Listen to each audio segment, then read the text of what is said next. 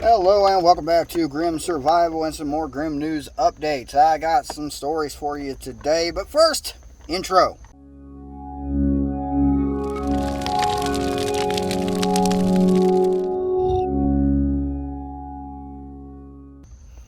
Alright, yeah, as you've probably seen from the thumbnail, because that's where I'm putting this, I will throw this up on the screen as best I can with some editing a little bit later.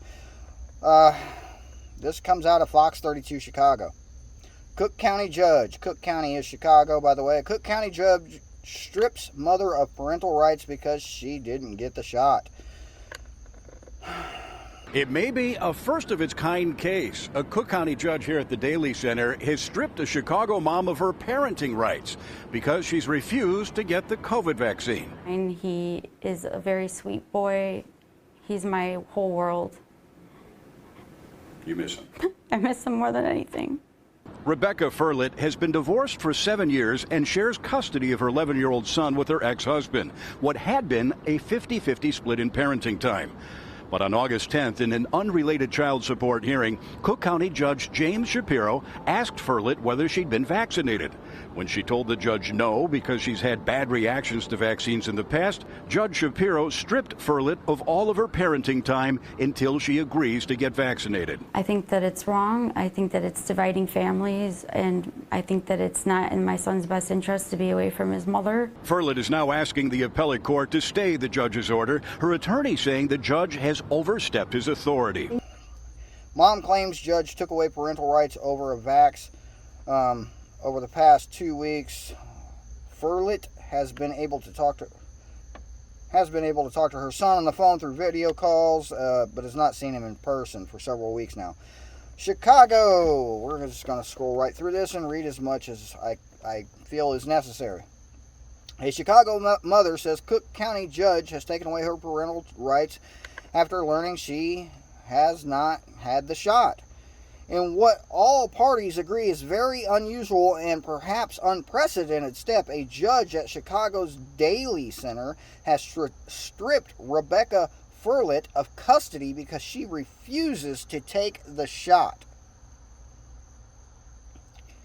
She says, "I missed my son more than anything. It's been very difficult. I have not seen him since August 10th. August 10th, that's the day that Furlett appeared in court via Zoom, a Zoom call, a digital court appearance over basically what I'm doing here. They're doing a video call for the court. A lot of courts have been doing this since the pandemic. Okay, moving on. Court via a Zoom call along with her ex-husband for a child support hearing involving their 11-year-old son. The two have been divorced for 7 years and share custody and parenting time. She says out of the blue, the judge asked her whether she had taken the shot. Furlett told the judge she had not because she has had bad reactions to shots in the past. The judge then ordered that Furlett be stripped of all parenting time with her son until she agrees to take the shot. And that's all I'm going to read about that article. I have a lot of commentary. I have a lot of things to say about this, but I cannot say them on this platform. I just cannot say them. Needless to say, without going into too much detail, WAR. That is what they are asking for. In my opinion, because no, I would not comply. I just would not comply. So it begins. We are in conflict. We are in conflict right now. There are two very distinct sides to this conflict as it stands currently. There's a lot of propaganda. Take a look at what's going on over in Afghanistan. Why are they pulling back all the troops? They're pulling back all the troops to the homeland. Why are they doing that for so long? Causing such turmoil and strife and all kinds of things over in the Middle East because we're leaving. You know, we were the peacekeepers, essentially the world police over there. And now we're just, you can have it. We're done. Why? Why are they pulling all of them back?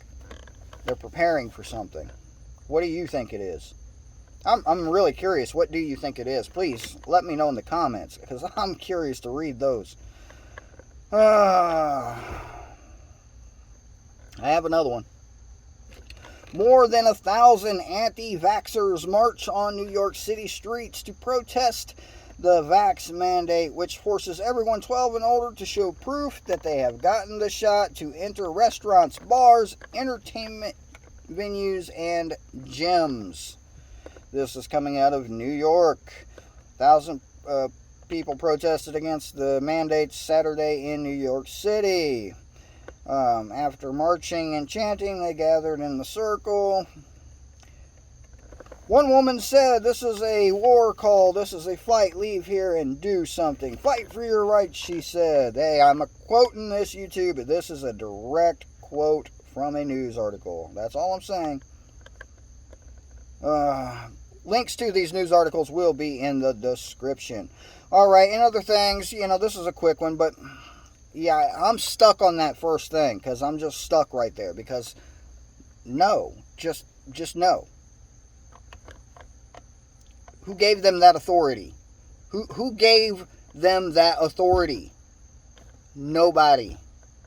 Nobody gave them that authority. They have no right to do such things. They do not have the authority to do so. It's a clear, blatant violation. And we as a people, all of us, need to go up to Chicago and help this woman. Who wants to go? I'll go. I'm not that far. I could be there in 2 hours. This is ticking me off, is what it is. This is irritating me. I'm irritated by this. The Taliban! We've been at war with them for how long? Does anybody know how long we've been at the war with the Taliban? I mean, it's been 20 years, right? About 20 years. I think we classify it as a war, technically. I mean, they come out of their caves, we shoot at them, they go back into their caves, is pretty much my understanding of it. Yeah, so war with Taliban. But hey, guess what? When the U.S. commander today took to the microphone and said, "We are working with the Taliban," it kind of makes sense. It does in this case, because Taliban has an ulterior motive.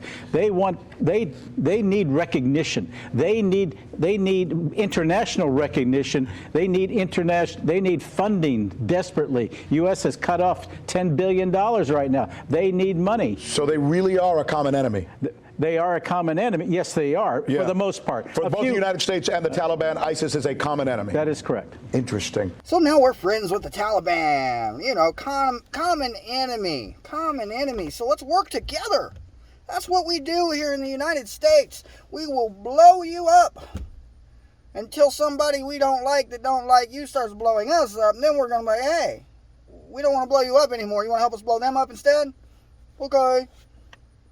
Sure, why not? Because that's reality, right? That's how things work. We've been fighting you for 20 years, but now all of a sudden somebody else is coming over and they're fighting you also, and they don't like us, so why don't we just work together?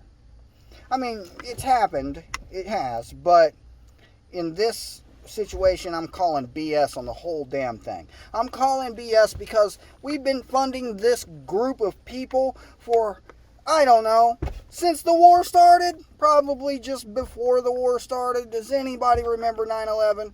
I mean, Taliban took credit for that. They took credit, even though, there's proof that otherwise some dude with a bush didn't. Yeah. Anyway, you get what I'm saying. Hurricane Ida, I believe it was, last report I read was 1 mile an hour shy of being a Cat 5 hurricane.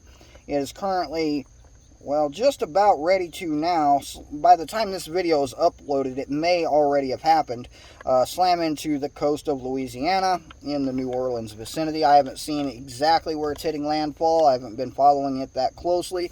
I do know here within the next few days it's going to push a lot of rain up north into the farm belt where I happen to live in certain areas of this where I live do need a lot of rain. I'm already seeing what looks to be, I didn't get it on video. I will try to do so if I remember the random place I was driving at the time. I've seen scorched soybean fields. They were scorched by the sun, obviously, because there's just not been a lot of rain I guess this has been the driest month we've had in several years here in the state I'm in, and everywhere south of where I'm at, it's even drier than where I'm sitting, which means we're having crop issues, as usual.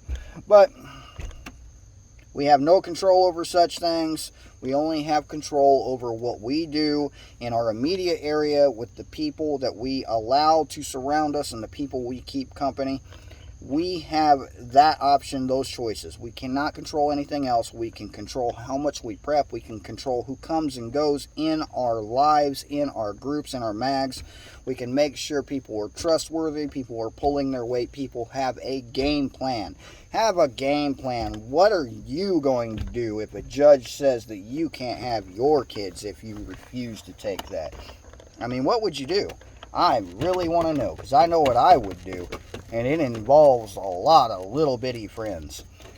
This has been James with Grim Survival. Try my best not to get banned, but in case I do, back up the channel in the description. See you next time. Maybe.